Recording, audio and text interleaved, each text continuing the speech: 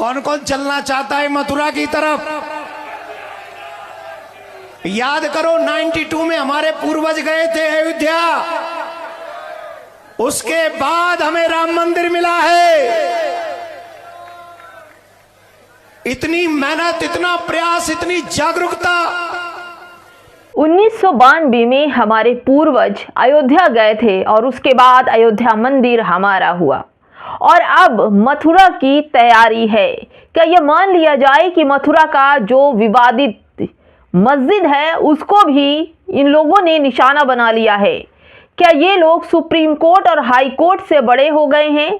खुलेआम मंदिरों को तोड़ने की, मस्जिदों को तोड़ने की बात कर रहे हैं और उस पर कब्जा करने की बात कर रहे हैं।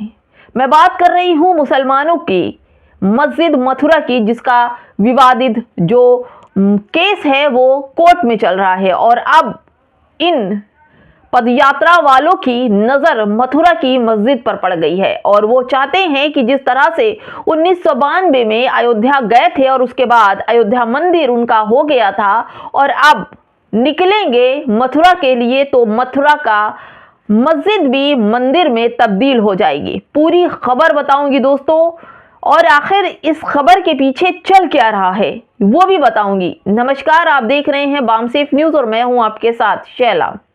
दोस्तों, इस वक्त की हलचल मचाने वाली खबर है। ये खबर ही कुछ ऐसी है कि आप ये सोचिए कैसे मुसलमानों की मस्जिदों को टारगेट किया जा रहा है। अब दोस्तों, वक्फ बोर्ड मसले को लेकर जो विवाद चला कि सरकार जबरदस्ती कानून लेकर आई कि जो वक्फ बोर्ड है उसको सबको मानना पड़ेगा, रजिस्ट्रेशन करवाना पड़ेगा। जो रजिस्ट्रेशन नहीं होगा उन मस्जिदों को और मज़ारों को, कब्रिस्तानों को, मकबराओं को अपने अधीन ले लेगी सरकार।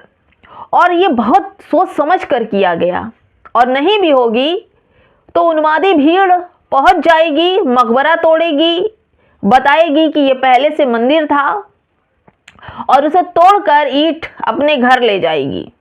दोस्तों, यही सब कुछ चल रहा है पदयात्रा में। जो भी साधु संत जुड़ रहे हैं बागेश्वर की पदयात्रा में हिंदू राष्ट्र के नाम पर, लेकिन यहाँ पर हिंदू राष्ट्र के नाम पर मुसलमानों का हर चीज छीनने की तैयारी चल रही है।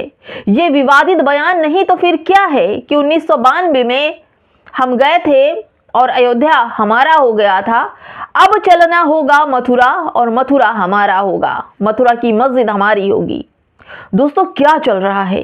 क्या सरकार ने इन लोगों को अथॉरिटी दी है इस तरह की बात करने के लिए? क्या सुप्रीम कोर्ट से ऊपर इनके संवाद हो गए, इनके भाषण हो गए? क्या ये स्वयं भगवान हो गए हैं?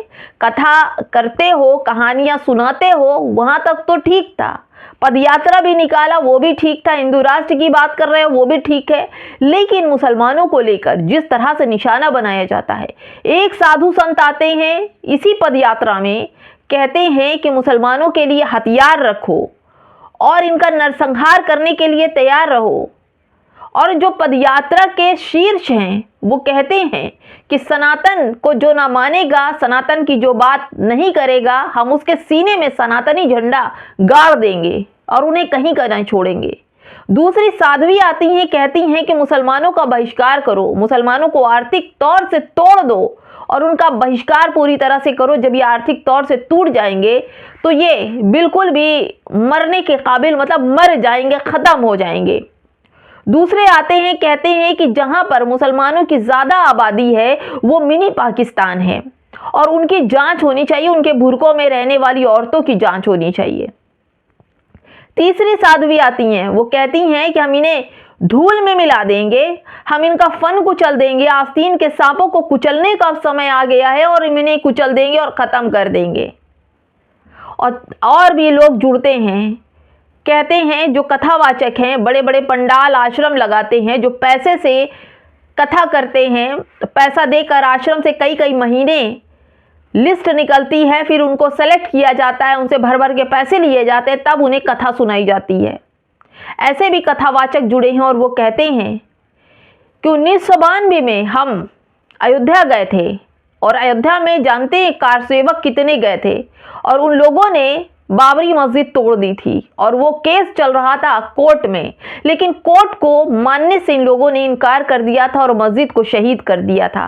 बाद में ये कोर्ट का फैसला हिंदुओं के हक में आया। बाकी सब लोग जानते हैं कि कैसे क्या हुआ। मुसलमानों को पूरी तरह से कोर्ट और सुप्रीम कोर्ट, हाई कोर्ट और न्यायालय पर पूरी तरह से उन्हें यकीन है कि जो फैसले होंगे निष्पक्ष होंगे। मुसलमान इसी वजह से चुपचाप बैठा है, मथुरा की मस्जिद को भी लेकर। अब दोस्तों, ये जो सवाल उठाए जा रहे हैं हिंदू राष्ट्र की पदयात्रा में, इसमें शिल्पा शेट्टी भी वहां पर बैठी हैं, राजपाल यादव भी बैठे हैं और साथ ही कथावाचक जो हैं हाथों में माइक लेके बाबा बागेश्वर के बगल बैठे और साथ ये कह रहे हैं कि 1992 में हमने अयोध्या का रुख किया था तो अयोध्या मंदिर हमारी हो गई थी। अब समय आ गया है हम लोगों को मथुरा की तरफ चलने का, और अब ये मथुरा की साइड हम लोग जाएंगे तो वो भी हमारी हो जाएगी। देखिए दोस्तों, मुस्लिम स्पेस की खबर हो, ये वीडियो भी है। मैं बिना किसी प्रूफ के कोई भी बात नहीं करती। ये वीडियो ये आपके लिए है कि कौन कौन चलना चाहता है मथुरा की तरफ। याद करो 1992 में हमारे पूर्वज गए थे अयोध्या, उसके बाद हमें राम मंदिर मिला। मथुरा की तरफ चलना चाहिए। बागेश्वर हाथ पकड़कर उन्हें चुप कराने की कोशिश करते हैं और कहते हैं अभी नहीं, इस बार नहीं, हमें कृष्ण जन्मभूमि का मंदिर मिलेगा। हिंदू एकता पदयात्रा में कथावाचक बोल रहे हैं। बागेश्वर धाम की पदयात्रा में कथावाचक के विवादित बोल से मचा बवाल।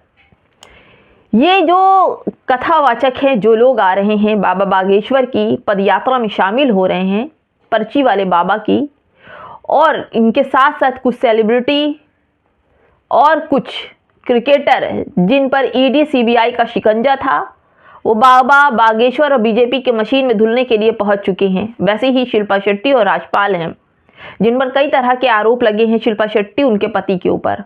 शिल्पा शेट्टी पहुंच गई हैं अपने भी पाप धोने के लिए, क्योंकि जानते हैं बीजेपी एक ऐसी मशीन है कि आप चाहे जितना भी कीचड़ लगा हो, आप कितने भी गंदे हो, भाजपा वाली मशीन में जाते ही आप धूत के धुले हो जाते हैं।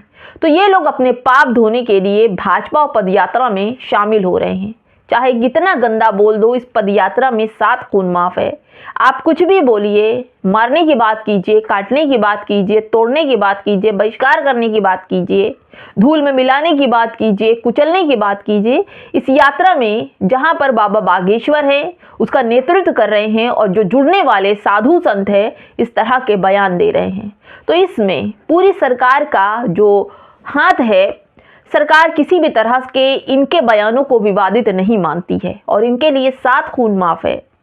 ऐसे में सवाल उठता है कि क्या अभी से संविधान को साइड कर दिया गया है? क्या अभी से लोकतंत्र की हत्या हो गई है? क्या अभी से कानून व्यवस्था साइड कर दिया गया है? जिस तरह के विवादित बयान इस साधु संत और साध्वियों क्यों आ रहे हैं? दोस्तों, मैं बार बार ये कहती हूँ कि मुसलमानों को अलर्ट रहना है, पढ़ना है, लिखना है, समझना है, कानून व्यवस्था के ऊपर रहना है, न्याय के लिए इंतजार करना है, उम्मीद रखनी है। इनके चक्कर में नहीं पड़ना, क्योंकि ये लोग तो ना कोई काम करते हैं ना काज करते हैं, लोगों को ओनली बलगलाने का काम करते। जो बेरोजगार हिंदू युवा हैं वही इनकी पदयात्रा में जुड़ रहे। इससे इन युवाओं को क्या फायदा मिलेगा? किसी को कोई फायदा नहीं। सिर्फ उन्मा रहे हैं, बलगला रहे हैं, अपराधी बनाने के लिए बलगलाया जा रहा है, हत्या कराने के लिए बलगलाया जा रहा है, और फिर जब इनके ऊपर कोई विपदा आएगी तो यही साधु संत पीछे हट जाते हैं। बहुत सारे ऐसे केस हैं। कोई भी इनका रिश्तेदार झंडा लेकर पदयात्रा में आगे आगे नहीं दिख रहा होगा। कहाँ है बाबा बागेश्वर के भाई, उनके रिश्तेदार, इन साधु संतों के रिश्तेदार कहाँ हैं? कोई नहीं दिखेगा। आपके बच्चे, आप लोग दिखेंगे, क्योंकि आप ही लोगों को सनातन की और धर्म की बात आप लोगों को ही समझ में आएगी। बाकी तो इसको खेल समझते हैं। नमस्कार।